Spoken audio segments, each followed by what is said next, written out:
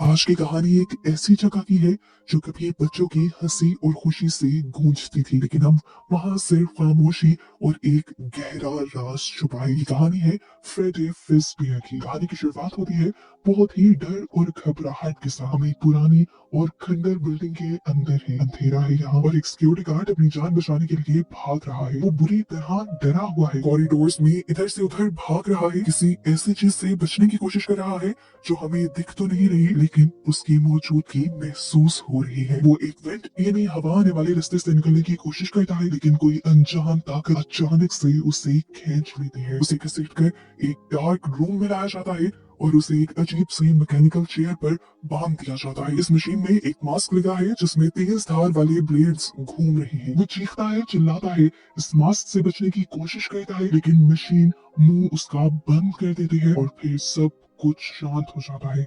ये बस झलक थी उस खतरे की जो आगे आने वाला है। अब हम आते हैं आज के वक्त में, जहां हम अपने मेन हीरो माइक से मिलते हैं। माइक एक ऐसा लड़का है जो अंदर से टूट चुका है। उसकी लाइफ बिखर रही है। वो एक मॉल में सिक्योरिटी की जॉब करता है, लेकिन वो है किसी गहरे सदमे में। रात को उसे नींद नहीं आती। वो दवाइयां खाता है और सपनों के बारे में एक किताब पढ़ता है। माइक को लगता है कि अगर वो अपने ख्वाबों को कंट्रोल कर ले तो वो अपनी पास्ट की यादों में वापस जाकर वो चीज ढूंढ सकता है जो उसने मिस कर दी थी। फिर हमें मॉल का सीन दिखाया जाता है। मॉल में काम करते हुए उसे एक मिनट में गलत फहमी हो जाती है। उसे लगता है कि एक आदमी एक बच्चे को किडनैप कर रहा है। बिना सोचे समझे वो उस आदमी को मारने लग जाता है, लेकिन बाद में पता चलता है कि वो तो उस बच्चे का बाप था। अब उसकी इसी गलती की वजह से उसे जॉब से निकाल दिया जाता है। पहले तो माइक की पर्सनल लाइफ बहुत ज्यादा उलझी हुई थी और अब तो उसके पास जॉब भी नहीं रही थी। उसके पेरेंट्स भी अब इस दुनिया में नहीं है और उसे सबसे ज्यादा टेंशन अपनी छोटी बहन की है, जिसकी जिम्मेदारी अब उसी पर है। अभी बाकी बच्चों जैसे नहीं है। उसकी पर्सनालिटी थोड़ी अलग है। वो खामोश रहती है और सब बच्चों से अलग थलग भी। वो किसी से बात नहीं करती और ज्यादा अपनी ड्राइंग्स में ही खोई रहती है। असल दुनिया में तो उसका कोई दोस्त नहीं है, लेकिन उसने अपनी इमेजिनरी लाइफ में अपने ख्यालों की दुनिया में बहुत सारे दोस्त बनाए हुए हैं। माइक तो अपनी पूरी कोशिश कर रहा है उसे अच्छे से संभालने की, लेकिन आहिस्ता आहिस्ता माइक के पैसे खत्म हो रहे हैं और उस पर मसला ये है कि जेन नाम की एक और एबी के पीछे पड़ी हुई है। वो एबी की कस्टडी लेना चाहती है, इसलिए नहीं कि उसे एबी से प्यार है, बल्कि वो एक लालची औरत है। उसे मतलब है उन पैसों से जो गवर्नमेंट फोस्टर केयर को देती है। माइक को ये भी डर है कि जैसे ही जेन को पता चलेगा कि माइक की जॉब चली गई है, उसके पास पैसे खत्म हो गए हैं, वो फौरन उसकी कस्टडी ले लेगी। जेन ने तो एक लॉयर भी हायर किया हुआ है ताकि वो कोर्ट में ये साबित कर सके कि माइक एबी का ख्याल नहीं रख सकता। एबी को अपने पास रखने के लिए माइक को जॉब करने की सख्त जरूरत है। वो स्टीव रेगलर नाम की एक करियर काउंसलर के पास जाता है। स्टीव उसका जॉब्स का खराब रिकॉर्ड देखकर कहता है कि अब तो बस तुम्हारे लिए एक ही जॉब बची है, फ्रेडी फिज़बियर नाम के एक बंद पड़े एंटरटेनमेंट सेंटर की नाइट ड्यूटी करने की, यानी वहाँ नाइट सिक्योरिटी गार्ड। स्टीव बताता है कि ये जगह 80s में बच्चों के लिए बहुत ही ज्यादा मशहूर थी, लेकिन अब सालों से ये बंद है। उस जगह का ओनर थोड़ा सा इमोशनल है और उस जगह को बेचना नहीं चाहता, इसीलिए वहाँ पर आज तक कुछ और नहीं बना। वहाँ का सामान वगैरह चोरी ना हो जाए, इसीलिए वो हमेशा वहाँ पर डे और नाइट सिक्योरिटी गार्ड रखता है। जॉब काफी अजीब थी, जगह भी डरावनी थी, जॉब के लिए पैसे भी बहुत कम मिल रहे थे, लेकिन माइक के लिए अभी फिलहाल कोई भी जॉब होना जरूरी था। उसके पास कोई ऑप्शन नहीं था, इसीलिए उसने ये जॉब एक्सेप्ट कर ली। अपनी पहली रात को माइक फ्रेडी फिज़बियर पहुंचता है। ये जगह वैसे ही है जैसे 80s में थी, बस अब हर जगह धूल और जाले लगे हैं। वो डाइनिंग एरिया में आता है और वहाँ पर बड़े बड़े रोबोट्स को दिखता है। फ्रेडी फिज़बियर जो कि एक बियर है, बॉनी जो कि एक रैबिट है और चिका जो कि एक चिकन है। कभी वो भी इन सबसे इम्प्रेस हुआ करता था। ये भी उसकी फेवरेट कार्टून हुआ करते थे। यहीं पर पर्दे के पीछे एक फॉक्सी नाम की एक पायरेट फॉक्स भी थी। ये सभी रोबोट्स कभी बच्चों के लिए नाश्ते खाते थे, लेकिन अब वो वहाँ पर सालों से जमे खड़े हैं। माइक यहाँ के ऑफिस में बैठता है और बैठते ही नींद की गोली खा लेता है, क्योंकि वो सोना चाहता है ताकि वो ख्वाब देख सके। अपने ख्वाब के जरिए वो अपनी बचपन की यादों में पहुंचना चाहता है, जब वो अपनी फैमिली के साथ कैंपिंग के लिए गया था। ख्वाब में वो देखता है कि उसका छोटा भाई एक टॉय प्लेन के साथ खेल रहा था, लेकिन अचानक ही एक आदमी आकर उसे पकड़कर अपनी कार में डालकर ले जाता है। ये माइक के लिए एक नाइटमेयर था, एक बुरा सपना था जो उससे बार बार आता था। माइक कार के पीछे भागता है, चिल्लाता है, लेकिन वो कभी कार तक पहुंच नहीं पाता। वो कोशिश करता है कि उस किडनैपर का चेहरा देख ले, लेकिन वो हर बार नाकाम रहता है। डर उसका इतना बढ़ जाता है कि यहाँ असली दुनिया में उसकी नींद खुल जाती है और इस टाइम वो पूरा पसीने से भीगा हुआ था। इधर माइक तो अपनी जॉब आराम से कर रहा था, जबकि दूसरी तरफ हम देखते हैं कि आंटी जेन उसी के खिलाफ प्लान बना रही थी। वो अभी की बेबी सिटर मैक्स और मैक्स के भाई के साथ मिल जाती है, उन्हें पैसे देती है और टारगेट देती है कि जहाँ पर माइक जॉब करता है वहां पर घुसकर तोड़ फोड़ कर दो। चेन का प्लान है कि अगर ये जगह तबाह हो गई तो माइक को जॉब से निकाल दिया जाएगा और कोर्ट में ये साबित हो जाएगा कि वो एक जिम्मेदार इंसान नहीं है। फिर दूसरी रात माइक दोबारा अपनी जॉब के लिए जाता है और वहाँ पर उसे एक पुलिस ऑफिसर मिलती है। ये ऑफिसर काफी अजीब थी, उसे इस सुनसान बिल्डिंग के बारे में जरूरत से ज्यादा ही पता था। वो यहाँ पर खड़े हुए रोबोट्स को देखते हुए बताती है कि 80s में यहाँ से 5 बच्चे गायब हो गए थे। पुलिस ने सालों ये पूरी जगह छानी लेकिन उन बच्चों की बॉडीज कभी नहीं मिली। ऑफिसर बताती है कि असल में यही वो वजह है जिसकी वजह से आज तक ये जगह बंद है। ये ऑफिसर माइक को वार्न करती है कि ये जगह लोगों के दिमाग के साथ खेलती है, इसलिए यहाँ पर संभल कर रहना। माइक उसकी बातों को इग्नोर कर उसके जाते ही अपनी नींद की गोली खाकर सो जाता है और उसके सोते ही आंटी जीन के हायर किए हुए मैक्स और उसका भाई इस बिल्डिंग में आकर तोड़ फोड़ करना शुरू कर देते हैं। वो किचन का सामान फेंक रहे होते हैं लेकिन तभी अचानक से उन्हें एक अजीब सी आवाज सुनाई देती है। यहाँ का माहौल बदल जाता है और हम देखते हैं कि स्टेज पर खड़े हुए सभी के सभी रोबोट्स हिलने लग जाते हैं और यहाँ पहली बार हमें महसूस होता है कि वो सिर्फ मशीन्स नहीं है, उनमें कुछ और ही है।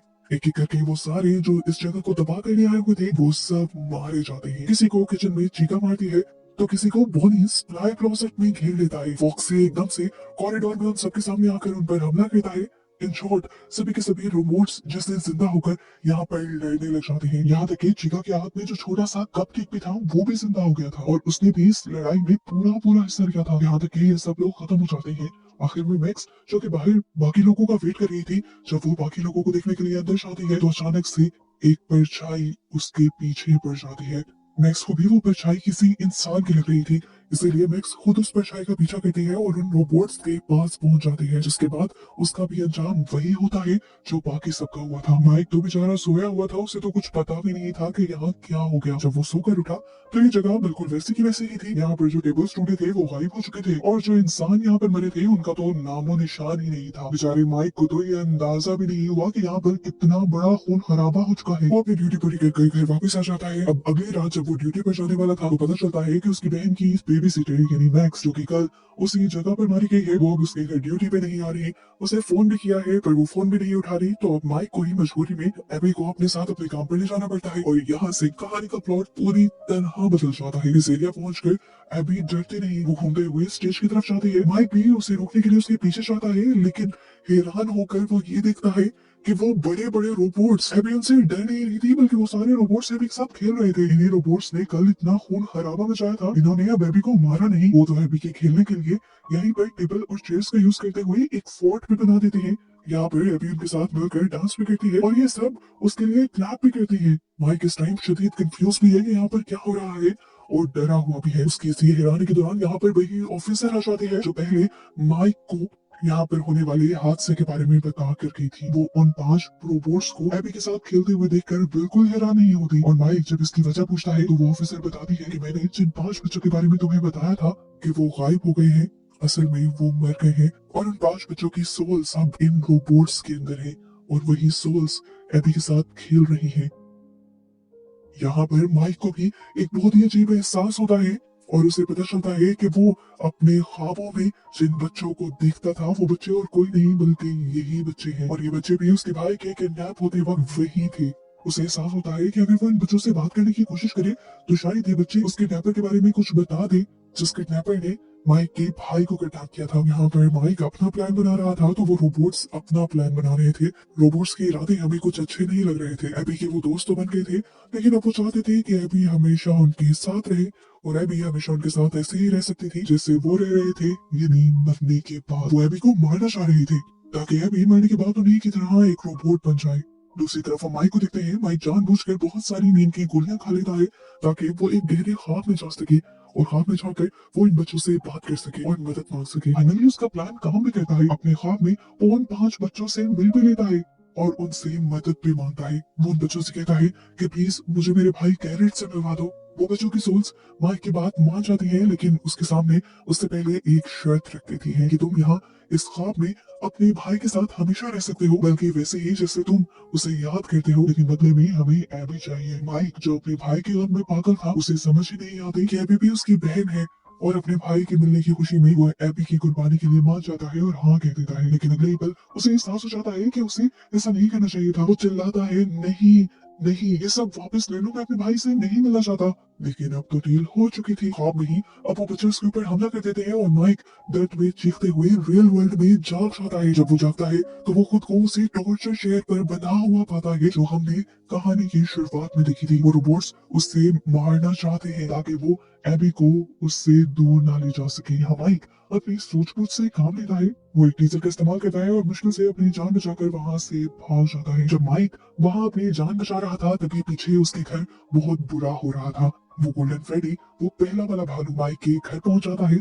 वहां आंटी जेन थी जो माइक का वेट कर रही थी ताकि वो उसे परेशान कर सके, लेकिन गोल्डन फ्रेडी आंटी जेन को मार देता है और एबी को अपने साथ वापस उसी डरावने पिज़्ज़ेरिया में ले जाता है। माइक जो बुरी तरह जख्मी है और अंदर से हिल चुका है, किसी तरह पुलिस स्टेशन के बाहर उसी पुलिस ऑफिसर से मिलता है जिसका नाम है वेनिसा। वो वेनिसा से सच पूछता है, कहता है कि मुझे अभी के अभी सब कुछ जानना है। यहाँ आकर वेनिसा भी आखिरकार उसे सच बता देती है, जो सच माइक से जुड़ा हुआ था। वेनिसा बताती है कि तुम्हारे भाई का किडनैपर असल में मेरे ही डैड थे। वो कहती है कि मेरे डैड बहुत ही ज्यादा जालिम थे। यहाँ पर एक येलो रैबिट सूट में बच्चों को एंटरटेन करने का काम किया करते थे और फिर बच्चों को भेला फुसलाकर उन्हें अपने साथ ले जाया करते थे। वो एक साइको किलर थे। उन्होंने ही उन 5 बच्चों को भी मारा था जो आज तक किसी को नहीं मिल पाए, क्योंकि उन्होंने उन 5 बच्चों को मारकर उनकी बॉडी को उन्हीं रोबोट्स के अंदर छुपा दिया था। इसलिए पुलिस कभी उन बॉडीज को भी नहीं ढूंढ पाई। और उससे भी डरावनी बात ये थी कि अब उसके डैड उन बच्चों को और उनकी सोल्स को भी कंट्रोल कर रहे हैं, उन्हें मैनिपुलेट कर रहे हैं। वेनिसा माइक को वार्न करती है कि वापस मत जाओ वरना मेरे डैड उन सोल्स के हाथ तुम्हें भी मरवा देंगे। वो बहुत ही खतरनाक है, लेकिन माइक कहता है कि वो अपनी छोटी बहन को वहां मरने नहीं दे सकता। वो वेनिसा से कुछ वेपन्स और इक्विपमेंट्स लेता है और वापस उस डरावनी जगह के लिए निकल पड़ता है। वेनिसा भी जो आज तक अपने डैड से डरती थी, आज हिम्मत जुटाती है और माइक की मदद के लिए उसके पीछे चल पड़ती है। जैसे ही माइक पिज़्ज़ेरिया के अंदर पहुंचता है तो दिखता है कि वहाँ के हालात बहुत ही ज्यादा खराब हैं। वो रोबोट्स एबी को पकड़ चुके हैं और जबरदस्ती एक मैकेनिकल सूट में डालने की कोशिश कर रहे हैं। अगर वो सूट बंद हो गया तो एबी बुरी तरह कुचली जाएगी। माइक अंदर घुसता है और टीजर से रोबोट को करंट लगाता है ताकि वो थोड़ी देर के लिए रुक जाए। माइक जल्दी से अपनी बहन एबी को वहां से खींचता है और भागने की कोशिश करता है, लेकिन वो रोबोट्स इन्हें चारों तरफ से घेर लेते हैं। और तभी वहां पर एक नई मुसीबत आती है। येलो रैबिट वहां पहुंच जाता है। ये वही येलो रैबिट था जो इन बच्चों की ड्राइंग्स में भी था। वो बहुत ही ज्यादा ताकतवर है और वो माइक को बहुत ही आसानी से उठाकर पटक देता है। जब वो अपना मास्क उतारता है तो माइक के होश उड़ जाते हैं। वो कोई और नहीं बल्कि स्टीव खुद था, वही करियर काउंसलर जिसने माइक को ये जॉब दी थी। और यहाँ पर वो माइक के सामने ये भी कन्फेस कर लेता है कि उसने न सिर्फ माइक के भाई को मारा था बल्कि यहाँ पर जो 5 बच्चे मरे थे उसको भी उसी ने मारा था। वो कहता है आज वो माइक का भी वही हाल करेगा जो उसने माइक के भाई का किया था। यहाँ पर इनके दरमियान में लड़ाई शुरू हो जाती है। वो माइक को मारने की कोशिश करता है और माइक अपने आप को बचाने की, पर वो आदमी माइक पर भारी पड़ रहा था। जैसे ही वो माइक पर आखिरी वार करने वाला होता है वेनिसा वहाँ गन लेकर पहुंच जाती है। ये वेनिसा के ही डैड थे। वो अपने ही डैड पर बंदूक तान देती है, लेकिन उसके डैड यानी स्टीव हंसने लग जाते हैं और कहते हैं कि तुम मुझ पर कभी गोली नहीं चला सकती। तुम्हारे अंदर हिम्मत ही नहीं है कि तुम अपने डैड पर गोली चलाओ। तुम हमेशा डरती रही हो। लेकिन वो पीछे नहीं हटती और गुस्से में आकर वो आदमी अपनी ही बेटी के ऊपर चाकू मार देता है। यहाँ पर माइक और वेनिसा दोनों ही जख्मी हालत में फंस जाते हैं। रोबोट्स कंफ्यूज होकर ये सब देख रहे हैं। उन्हें अभी भी लगता है कि स्टीव नाम का ये आदमी जो कि असल में वेनिसा का डैड है वो इनका दोस्त है, उनका लीडर है। लेकिन अभी जो ये सब देख रही है वो समझ जाती है कि उसने क्या करना है। वो अपनी गन में कलर्स उठाती है और नई ड्राइंग बनाती है जिसमें वो दिखा रही थी कि किस तरह ये येलो रैबिट बच्चों को चोट पहुंचाता है। वो ड्राइंग स्लाइड कर कर रोबोट की तरफ भेज देती है। रोबोट्स जैसे ही उस ड्राइंग को देखते हैं तो उनकी आंखें गुस्से से लाल हो जाती हैं। उन्हें सब याद आ जाता है। उन्हें याद आ जाता है कि ये येलो रैबिट उनका दोस्त नहीं बल्कि वही शैतान है जिसने उनकी जान ली थी। फाइनली ये सारे रोबोट्स उस घिनौने आदमी के कंट्रोल से बाहर निकल जाते हैं और अब घूमकर उसी आदमी को चारों तरफ से घेर लेते हैं। स्टीव को समझ आ जाता है कि बाजी पलट चुकी है। वो उन्हें रोकने की कोशिश करता है लेकिन वो अकेला पड़ गया है। अभी चीका वो छोटा सा कपकेक उछालता है जो कपकेक उस आदमी के सूट को काट लेता है। ये सूट पुराने स्प्रिंग लॉक मैकेनिज्म से बना हुआ था। इसके खुलते ही लोहे के क्लैंप्स जोर से बंद होते हैं और उन क्लैंप्स के बंद होने की वजह से उस आदमी का जिस्म उसी सूट के अंदर जकड़ा जाने लगता है। यदि वो सूट उस आदमी को कुचलना शुरू कर देता है, बिल्कुल वैसे ही जिस तरह उसने बच्चों को कुचला था उन्हें रोबोट्स के अंदर डालकर। वो दर्द में चीखता है और आखिरी बार चिल्लाता है, आई ऑलवेज कम बैक, मैं हमेशा वापस आता हूँ। रोबोट्स उसे घसीट कर अंधेरे में ले जाते हैं ताकि वो वहां तड़प तड़प कर दम तोड़ दे। बिल्डिंग हिलने लगती है जैसे ये सब खत्म होने वाला हो। माइक जल्दी से जख्मी वेलिसा को सहारा देता है और साथ ही एबी का हाथ पकड़ता है और ये तीनों अपनी जान बचाकर वहां से भाग निकलते हैं। कुछ वक्त बाद दिखाया जाता है कि वेनिसा हॉस्पिटल में है, कोमा में है, लेकिन जिंदा है। माइक और एबी उसे मिलने आते हैं। अब माइक और एबी के बीच वो दूरियां खत्म हो चुकी हैं जो पहले थी।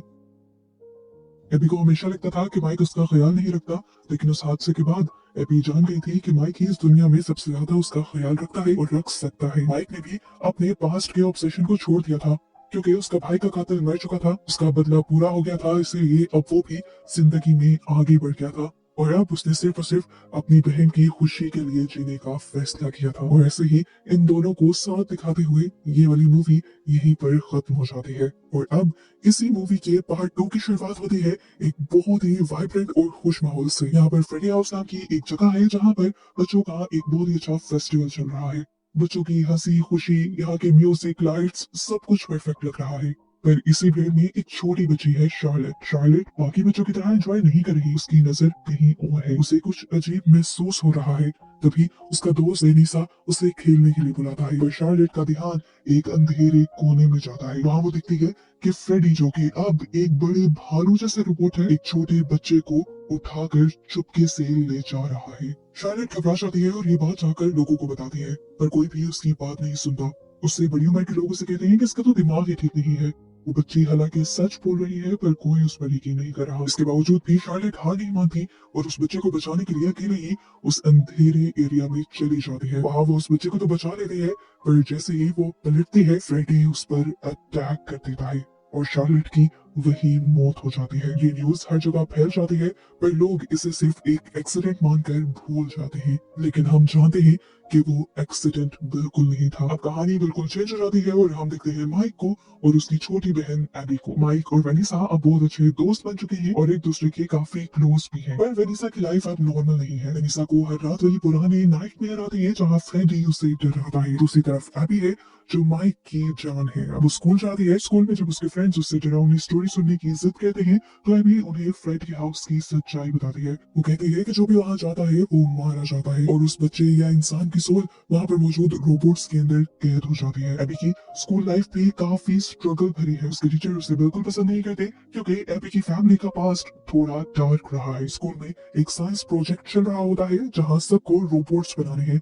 टीचर एबी को धमकी देता है कि अगर 7 दिन में प्रोजेक्ट पूरा नहीं हुआ तो वो उसे निकाल देंगे। माइक बेचारा कोशिश तो बहुत करता है एबी की हेल्प करने की, पर वो खुद अपनी लाइफ में काफी परेशान है। एक दिन माइक और वेनिसा डेट पर जाते हैं और वहाँ वो अपनी लाइफ के प्रॉब्लम्स डिस्कस करते हैं। वो दोनों चाहते हैं कि जब तक वो अपने पुराने डर का सामना नहीं करेंगे, वो आगे नहीं बढ़ पाएंगे। माइक जब घर लौटता है तो उसे पता चलता है कि एबी चुपके से फ्रेडी हाउस गई है अपना प्रोजेक्ट कंप्लीट करने के लिए। वो चाह रही थी कि वो वहां से कोई रोबोट उठा लाएगी और इस तरह उसका प्रोजेक्ट कंप्लीट हो जाएगा, लेकिन जैसे ही ये बात माइक को पता चलती है कि वो फ्रेडी हाउस गई है, डर की मारे उसका हाल बुरा हो जाता है और वो भी फौरन फ्रेडी हाउस की तरफ भागता है। वहाँ उसे एक पोस्टर मिलता है जिसमें लिखा हुआ है कि फ्रेडी एक किलर है और अगर सच जानना है तो एक नंबर पर कॉल करो।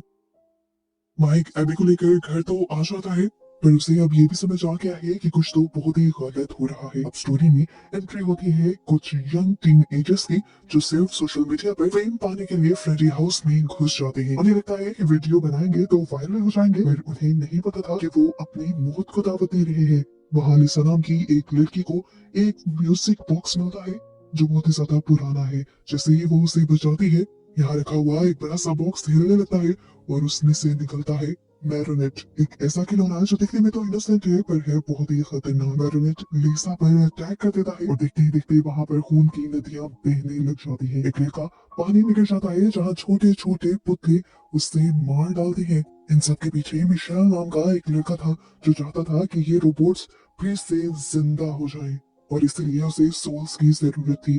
उसने अपने ही दोस्तों को धोखे से मरवा दिया, लेकिन यहाँ पर जो लोग आए थे वो इसी के दोस्त थे। दूसरी तरफ अनीसा की हालत भी बहुत ही ज्यादा खराब हो रही है।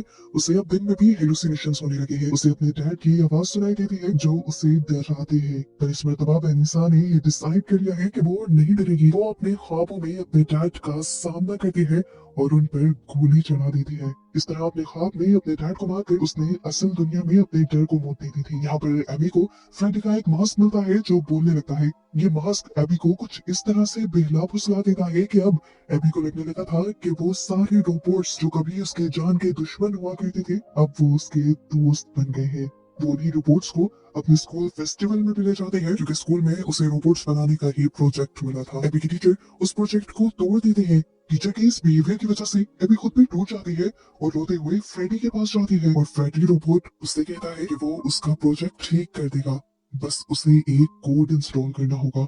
मासूम में भी उसका बताया कोड डाल देती है पर दरअसल वो कोड रोबोट्स को आजाद करने का एक रास्ता था। एबी के कोड डालते ही वो सारे खूनी रोबोट्स अब आजाद हो चुके हैं। माइक को तभी शार्लेट के डैड मिलते हैं। वो माइक को वही म्यूजिक बॉक्स देते हैं और माइक से वो एक अजीब सी बात कहते हैं कि ये म्यूजिक बॉक्स उन रोबोट्स को शांत कर सकता है। माइक उनकी ये अजीब बात सुनकर फौरन समझ गया था कि एबी ने कुछ गलती कर दी है और उसने गलती से उन रोबोट्स को फ्री कर दिया है। इधर फ्रेडी स्कूल पहुंच जाता है और क्योंकि इस टाइम वो एबी का दोस्त बनकर आया है तो एबी के बदले तो जरूर लेगा।